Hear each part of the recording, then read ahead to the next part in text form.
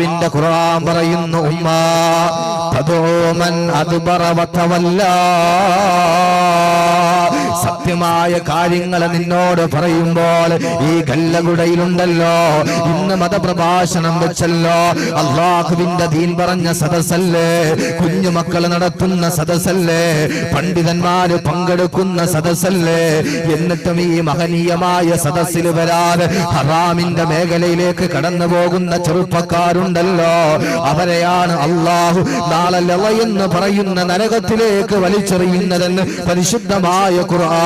മോനെ കള്ളു കുടിക്കല്ലടാ, MDMAക്ക് അടിമപ്പെടല്ലടാ എന്ന് അള്ളാഹുവിന്റെ ദീൻ പറയുമ്പോ എനിക്ക് ആ ദീൻ വേണ്ട, അള്ളാഹുവിന്റെ ഖുർആൻ വേണ്ട, ഇമാമിന്റെ വർത്തമാനം വേണ്ട എന്ന് പറഞ്ഞ് അള്ളാഹുവിനെ ധിക്കരിക്കുന്ന മനുഷ്യ, മോനെ നിന്നെയാ ലവയിലേക്ക് വലിച്ചെറിയുന്നതെന്ന് അള്ളാഹുവിന്റെ ഖുർആൻ പറയുകയാ. അള്ളാഹു ഈമാൻ നൽകി അനുഗ്രഹിക്കുമാറാകട്ടെ. ഉറക്കാമീൻ പറയാൻ പ്രിയപ്പെട്ട സഹോദരങ്ങളെ, അള്ളാഹു നമുക്ക് ലവയിൽ നിന്ന് അള്ളാഹു നമുക്ക് മോചനം നൽകി അനുഗ്രഹിക്കുമാറാകട്ടെ. അള്ളാഹുവേ, എന്നിട്ട് അതിലേക്ക് വീണ്ടും വലിച്ചെറിയുന്നത് ആരെയാണ്? അള്ളാഹുവിന്റെ ഖുർആൻ വളരെ വ്യക്തമായി പറയുകയാണ്,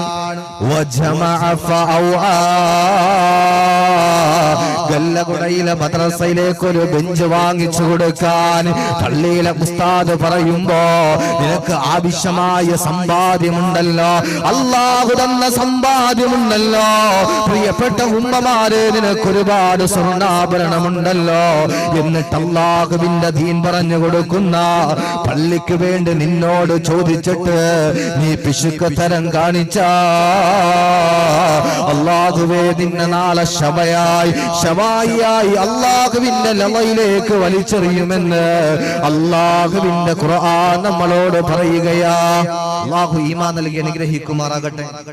അള്ളാഹു ഈമാൻ നൽകി അനുഗ്രഹിക്കുമാറാകട്ടെ.